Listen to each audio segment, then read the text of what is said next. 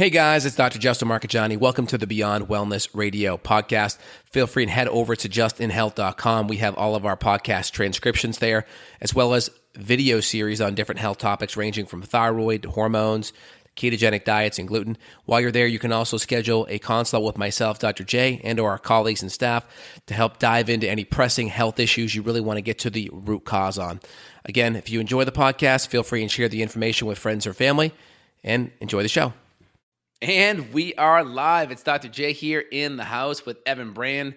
Today, we're going to be chatting about the top 5 reasons you are losing muscle mass. This is really important, right? If you're losing muscle mass, it's going to be essentially an all-cause predictor of mortality, increased mortality. So we got to make sure that we're keeping our muscle mass and or improving our muscle mass, especially as we get older. We need good muscle to support and stabilize our body so we don't get hurt, we don't slip, we don't fall, we don't get injured, we don't slip a disc, so to speak. So we have to make sure that we are keeping our muscles strong and functional. Evan, how are we doing today, man? Doing really good. I talked with a guy actually this morning where his mother, due to age and related muscle loss, she fell, broke her hip, got in the hospital, had to get surgery, got an infection, died. So I'm not saying everyone is going to end up like that, but my God, look how quickly something just like a fall due to lack of muscle strength and mobility could turn into something scary where you're hospitalized, you're getting surgeries, you end up with a hospital acquired infection, then you're on antibiotics, then you go septic. I mean, this is crazy. And so I hope that we can help people prevent. This is such a common story. I mean, how many times have you heard like old granny falls, breaks her hip, and that's the end of her? She never recovers. Yeah. It's like, that's not good. And so fortunately, up until the past couple of years, both of my grandparents, right around 80 years old, they were playing tennis and they were still active and mobile. So I just encourage you guys, just because you're getting quote older, that doesn't mean that you need to become a couch potato. Even some of her friends that she played tennis with are in their mid 80s, still playing tennis, still moving well on the court. So I just encourage you to find something that you love first and foremost. Use exercise as a side effect of having fun, meaning if it's pickleball, if it's tennis, if it's ping pong, for all I care. I mean, basketball, volleyball, I mean, whatever you can do, it doesn't have to necessarily be intense. That's all fun stuff, maybe competitive, fine, but exercise is a side effect of it. But if you're just trying to depend on willpower to go run a mile, I think that's a terrible long-term strategy. And I don't think you're going to like continue with it. Like my row machine, you and I both, we have the same row machine. We love it. Yep. You can go on there and you can do little games. You could do just row. You could pick like, oh, I want to burn 10 calories, or I want to row 500 meters. And you have this like goal that motivates you to do something. But at the end of the day, all this physical performance is going to pay dividends. No, exactly. 100%. So when I lift weights, I'm always trying to do functional movements. I think as you get older, especially as you move into adulthood, you want muscles, right? You want to look fit or lean or trim, right? You want to feel solid, but you want to have functional muscles, one that allow you to do housework or pick up your kids easier and feel more confident, or do well at your sport, or just be able to enjoy life and feel good. Like if you think about like getting into a car, right? You get into a car, it's like a one-legged kind of squat, right? So I'm a bigger fan as you get older, trying to do more unilateral body movements, meaning like a one-legged squat, a one-legged lunge, or a lunge, obviously, with that, you can look at discrepancies in your body. If you're doing a squat, you have other sides that you can compensate from. But when you're doing one-legged movements, either a deadlift or a squat or a lunge or a step up, it magnifies imbalances in your body. So I like that because most of the time when you're moving, you're actually on one foot in a sense. And so it's good to do movements like that. So you start to develop a lot of the stabilizer muscles that support you when you're moving, so you don't get hurt. Let's get into the functional stuff, like the functional medicine stuff, not functional movement, but like functional reasons. I'm going to go ahead and say number one as a category, infections. And you and I can break this down as much as you want, but Yep. I'm going to say infections because you know my story. You saw me. I lost like 25 pounds without trying. And some of it was related to H. pylori. I think the parasites also wrecked me. So I would just say infections as a whole. Yeah. So when you have inflammation in the gut, right, it could be caused by infections like a parasite, like Cryptosporidium, Giardia, Blasto, H. pylori, bacteria in that category, SIBO, general dysbiosis, bacteria imbalances, right? It can create inflammation in the intestinal tract, right? Whether it's small intestine, large intestine. If you look at where these nerves sit on the spinal column. They sit in the lower thoracic to lower lumbar spine. Let's say T10 through L5 or so, maybe even S1. And when you have inflammation in the intestines, it's on a two-lane nerve root highway from your intestines to your spine back to the muscle, right? So we have what's called a viscerosomatic reflux. So viscero means organ, somatic means muscle. So inflammation in the organ can actually take that signal of inflammation, put it on that two-lane highway to the muscle, and it can actually create that muscle to shut down or not be fully facilitated or active. And so inflammation in the intestines can cause that. Now, women know this. Just think about, the average woman that has PMS and has PMS symptoms of back pain. Well, it's not back pain, it's their ovaries having inflammation or hormonal imbalance that's then refluxing to the muscle, right? Visceral organ somatic muscle. So women know that if they have PMS, or if you ever had a gallbladder issue, you feel it in your shoulder. If you have appendicitis, you feel it in that lower right hip quadrant, right? If you have a heart attack, you feel it in the jaw, down the left side, down the left arm. So we know there's this organ muscle connection. So a lot of people can have muscle issues because their core and their back gets very weak due to inflammation in their intestinal tract. And the more inflammation there is, the less likely you're going to want to lift and put resistance on your body because you're just more inflamed and you're more likely to get hurt and injured.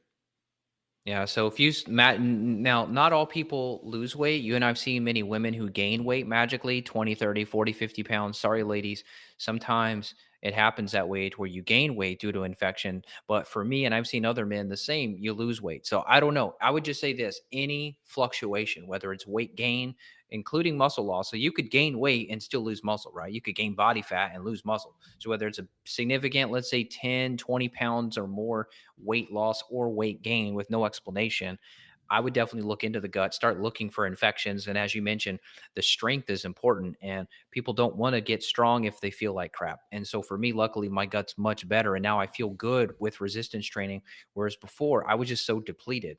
So let's go into reason number two. I'm going to say nutrient deficiencies. Now, this ties directly into infections, right? Because in the case of H. pylori, if it's reducing stomach acid, now if you're eating this good grass fed steak, you're not really getting as much nutrition from that. And so these nutrient deficiencies compound over time because if you don't have the amino acids being cleaved off the meats to produce muscle mass, that also creates a big problem. So nutrient deficiency, and we could go any direction you want with this. Even vegetarians, vegans, we could talk about the deficiencies there and how they're going to have trouble with muscle mass. Yep, 100%. So, of course, if we have vegan, vegetarian, we're not going to get enough carbohydrate. We're not going to get enough protein typically. Or if we get enough protein, right? Let's look at the combination of rice and beans, which is a pretty common one.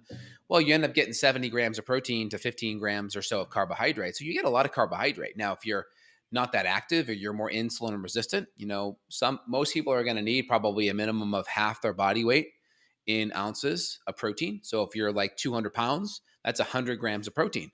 Well, do the math. If you're getting 15 to 20 grams of protein per 70, 75 grams of carbs, that's, 75 times 5, you're looking at like 350 to 400 grams of carbohydrate. Now, obviously you can fix some of that by doing like a protein shake, like pea protein or hemp protein. You can fix some of that. But again, you're still relying on artificial sources, not whole food sources. Now, the benefit of animal products is you're going to get all the protein, none of the carbs, and you typically get their grass fed and pasture fed. You're going to be getting excellent, good fatty acids along with it. And you won't be getting a lot of the excess omega-6 fatty acids like you're going to get on the vegetarian vegan side. So you have this nutritional density that you get on the animal side, which is wonderful. And as long as we're choosing, avoiding the factory farm, we're doing grass fed, pasture fed, you're going to be in great shape. And the next thing after vegan, vegetarian is low stomach acid. So if we have achlorhydria, low stomach acid, and that typically connects with low enzymes too, we may have a hard time breaking down a lot of that protein. So I know when you had some of your gut infections years ago, I think you had what, Cryptosporidium, Giardia, H. pylori. That's Was it it. the three amigos, right? And so when you had this gut infection, you also had lower stomach acid, lower enzyme levels. So supplementing the enzymes and the acids so we can break down those amino acids, and then also adding in or cutting out the bugs is helpful. And then sometimes adding in some amino acids in a free form can be helpful because 40% of the energy that you get from the protein actually goes into digesting the protein. It's like having a credit card with a 40% transaction fee, right? Very expensive. So there is some benefit by doing amino acids, is it's already broken down. But We still want to make sure the whole food is dialed in and that we're getting enough. We're getting access to the whole food nutrients via hydrochloric acid and enzymes too. Yep. All right. Moving on to another cause here. And this is inspired by a comment here from Teresa. She said that she has muscle wasting from mycolitis. So we could just say any gut issue, and that would include autoimmune gut issues, right? So colitis or what's called pancolitis would be the whole colon, even celiac, Crohn's. I mean, any of these autoimmune gut issues, oftentimes that's going to create a lot of muscle wasting. That ties directly into what we just said, though, which is nutrient deficiencies and infections. A lot of these people with major gut issues like this, there's usually a trigger. Now, in the case of like celiac, obviously, that may or may not have a parasite infection involved, but this is still part of the equation. And we can use gut healing nutrients to work on this. You can put some of this stuff into remission, but what I don't want people to do is like eat clean all week and then they go eat garbage on the weekend. Correct. Yep. No, 100%. And so, of course, if you have colitis, right, whether it's microscopic or ulcerative colitis, it's an extreme irritable bowel disease. You got to look at the foods. And then sometimes the foods could even be in vegetables. It could be in the oxalates, the phenols, the salicylates, the FODMAPs. So sometimes even healthy foods on paper could be problematic. And then, of course, the grains and the dairy and the refined carbohydrate and the omega-6 fats, of course, those, right? So getting the inflammation via food is super important. We talked about dysbiosis. We talked about SIBO. H. pylori, of course, is super common because H. pylori is notorious for lowering stomach acid. And so, of course, if we're just taking stomach acid and enzymes and we're not fixing the H. pylori, that may not get to the root cause. So if we're taking supplements like hydrochloric acid or enzymes or bile support, we also got to make sure we're getting to the root cause of any additional bugs that could be present. And if we're chronically stressed, like the adrenals, if we're in sympathetic fight or flight, the sympathetic fight or flight nervous system tends to be more catabolic than anabolic. So anabolic is building back up, healing, recovering, getting stronger. Catabolic is breaking down. So if we're in this fight or flight state, our bodies always tend to be, running versus building and growing. And so if you're catabolic from the adrenals being overactive with cortisol, that's going to make it hard to build muscle. You're going to be breaking down the muscle instead, making glucose out of it.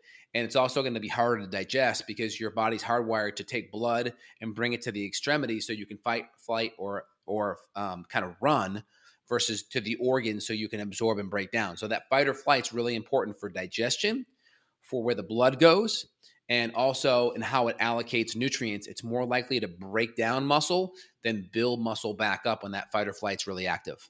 That's a good call. That's exactly where I was going to go Mhm. next is hormones. I was going to talk about maybe low testosterone. We're seeing that in men in their 20s, 30s, 40s. I mean, just low hormone levels. And women need some level of testosterone too. So if you do have hormone issues, whether that is adrenal related, cortisol, thyroid hormone, maybe you can riff on that for a minute because I think people are focusing on gut, which is great, but there's also this other connection of the hormone piece. And I will tell you, my cortisol was completely depleted when I did a salivary panel years ago. My cortisol was flat all day, and it was really tough. No matter how much I tried in the gym, I was weak. Like, just my God, I could not make progress. Fortunately, it's better now, but man, I've been through it. Yeah, and some people they may be really high with their cortisol, and we have to use adaptogens to calm it down. Of course, like good diet and lifestyle things. Some may be low, and typically you don't just go low all of a sudden. You tend to be on the higher, overstimulated side for a while, and then you tend to crash. And that's where that low cortisol kind of comes together. And with that chronic low cortisol, a lot of times we see low DHEA, and DHEA is important because that's going to be a precursor to a lot of men and women's sex hormones. And so women will go more down the estrogen side, men will trickle more down testosterone. These are both anabolic hormones. And so if we have lower DHEA, that tells us the adrenal issues that are going on are more chronic, and DHEA will go downstream to more of these anabolic building up type of hormones. So very important to take a look at your DHEA because that could tell you if you're in a more catabolic inflamed place. And also too, if you do exercise, I get it if it's like your first couple of movements, it's like a new exercise kind of thing. You may be a little bit sore because it's new, but you shouldn't be overly sore after your workouts. If it's a new thing, fine, or it was really, an acute hard workout, but in general, you shouldn't be overly sore, more than 2 days or so later. You really shouldn't. You should still be able to function. Like maybe you feel it, like it feels like you did something, but it's not overly sore. If you are, and it was a reasonable amount of exercise, it wasn't like you did too much, you're probably in a more catabolic state. And it's also, you could be over exercising too. So you got to make sure you're not over exercising.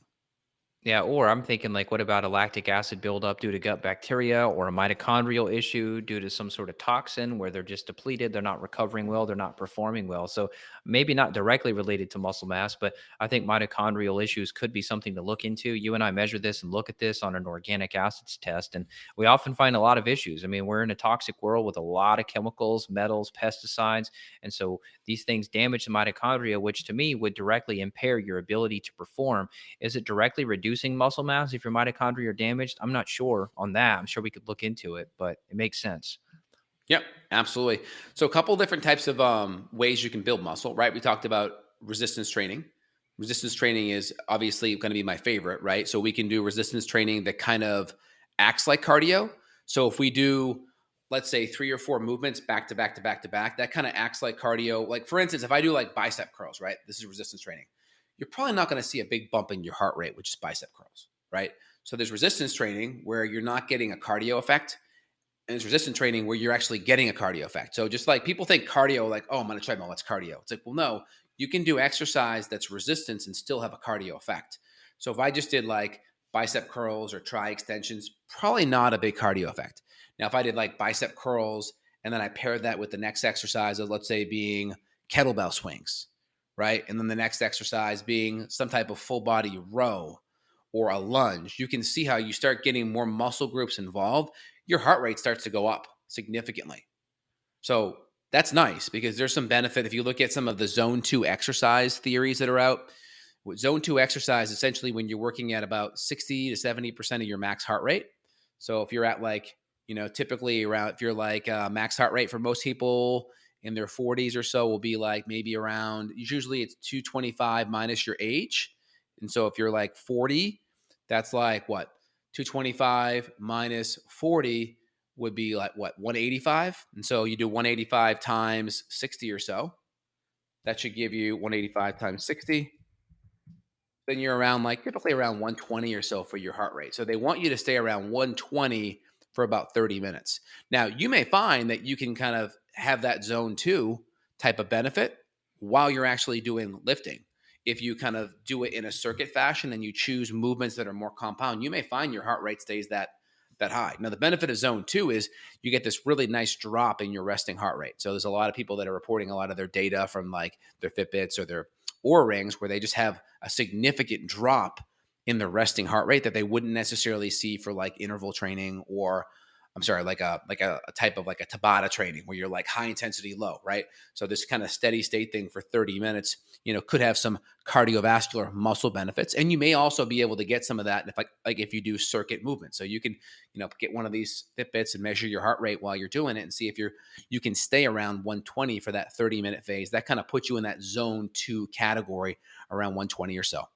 Very cool. There was a comment in here from Selena. What about muscle wasting with chronic Lyme? Yeah, 100%. Unfortunately, I've dealt with Lyme and co-infections from many tick bites over the years, and that's a big, big factor because Lyme loves collagen. It really likes to eat up your collagen reserves, and then the inflammation it creates, that invites other things like the Bartonella to move in, create more inflammation in your joints. I'm sure that is a big, big factor for you. I think you can get better from it. I've certainly gained muscle mass, even with the infections. I would still throw it in the infection category, though. I think the gut infections are a big one too. So don't go all in on Lyme and forget about the gut bugs, because if you've got H. pylori, I think that's a bigger smoking gun for your digestion. Lyme could still wreck you and cause you to lose muscle. I know one of the girls that I used to work with, I saw her recently at a park, and she was so skinny, skeleton skinny, and she's had Lyme for like a decade. So I know it really affected her in that way. But I do think some of that is reversible if you work on the bugs and get your gut better. Yeah, and also people that have Lyme, it's very rarely just Lyme. It's like Lyme, but then they have like a ton of dysbiosis, really poor digestion. So it's usually people are already in this kind of not so great state, and then Lyme comes in there and is the straw that breaks the camel's back. And because it was the thing that pushed them over the finish line, they just look at Lyme as being the culprit for all of it.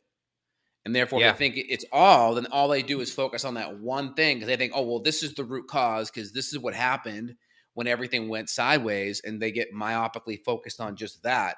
And then they're on these crazy herbal uh, antibiotic protocols for years and they don't fix the other thing. So, still get back to the basics with your digestion, with your, addressing the guts, really addressing all the stressors, the adrenals, make sure all of that's kind of dialed in. Also, how did you do with collagen? I mean, I found collagen is just great for building up that connective tissue because even like in today's day and age, we're getting a lot of muscle meat from our protein source. We're not getting enough of our connective tissue or skin or hide or those type of things like the soups and bone broths probably our ancestors used to do. We're not getting a lot of those amino acids, which are really important for connective tissue.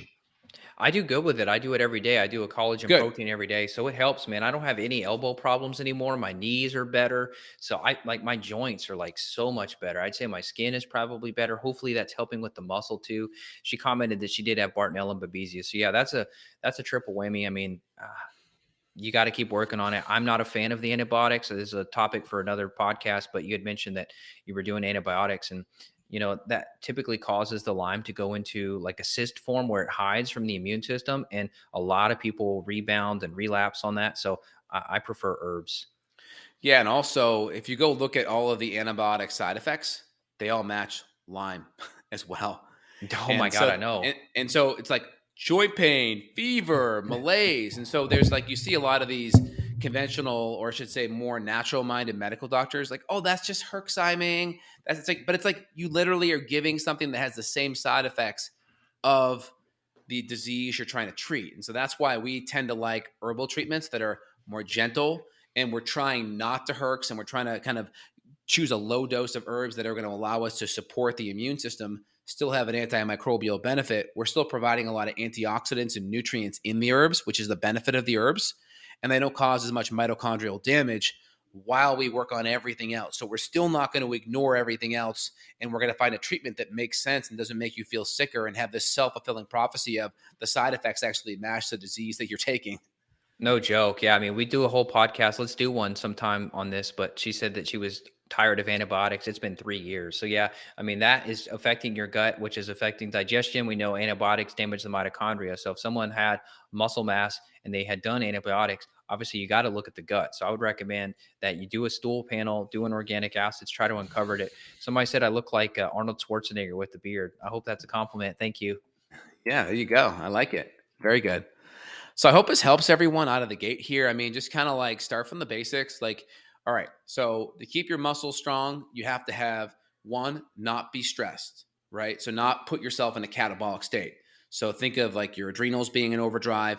Think of like good sleep, good hydration, good food, allowing yourself to be in a parasympathetic nervous system state, deep nasal breathing, right? Appreciation, gratitude, right? Make sure we have good digestive support enzymes, HCl. We're eating a really healthy, anti-inflammatory, nutrient-dense, low-toxin template. Again, I have some patients that have autoimmune conditions where they have to be even more carnivore because they're really sensitive to the plant nutrients. Then after that, looking at all the bottlenecks that could be absorbing things or causing absorption problems in the gut, right? Like Evan mentioned, Evan had the three amigos, right? Giardia, Crypto, and H. pylori, and then looking at any of the other bugs there. And then, of course, what types of movements are you going to do, right? You can start out with just walking if that's kind of a foundational level. Then you could start off with some type of a, circuit training, picking 3 or 4 movements and going back to back to back. You could do some kind of a zone 2 cardio thing where you do about 30 minutes or so at 120 beats per minute. And you can do something non-impact. I like rowing devices because you're using upper and lower body and you're putting your body into extension. Or most of the times on like cardio, you're kind of like hunched over and like doing your elliptical, or you're running like this, or you're kind of in this flexion state. Where a rower, you're kind of opening up. So that's kind of cool. So those are a couple of tools, to stimulate the muscles and to make your heart work as well as make your muscles work. I love the rower. Hiking too. I mean, hiking's so easy, Yep. but Hiking's great. I really love it because there's a lot more variability in your movement as compared to walking on a flat surface. So I'm having to like bring my leg up more to go over that rock, Hmm. to go over that tree root. Like it's a lot more leg Yep. involved than a flat surface. So I Yep. love it. As long as I'm not getting a tick bite, I'm happy in the woods. Yeah. And my favorite functional movements would be like a one-legged squat. It's excellent. And you could just have a chair underneath you where you sit, touch, and come back up. And you could put like a phone book on it or something so you don't have to go all the way down to parallel. A single leg deadlift is excellent. And What's a phone book? step up. I know, right? I know. You could just grab whatever book, right? I'm thinking of like the thickest book I could think of, right? Right. Something like that. And then you could do that, and then you could do a step up, which is great, like on a plyo box and step up. That's How about wonderful. And then I mean, the jumps, obviously, that's more intense, but man, those jump boxes, my god, that'll you talk about a workout, that's intense. yeah, yeah. I mean, those plyo boxes are wonderful. I mean, I like Is it. that what You it's kind of called, a like, plyo? Like P yeah, how you spell that? yeah, like plyo, like a Okay. plyometric box. That's You where can you're get them jumping on. up and down, up and down? Yeah, I actually like going on top of those and then just jumping off and then get into a squat because then you're teaching your body, like, I'm generating all this force and I'm landing with force and I'm trying to absorb it.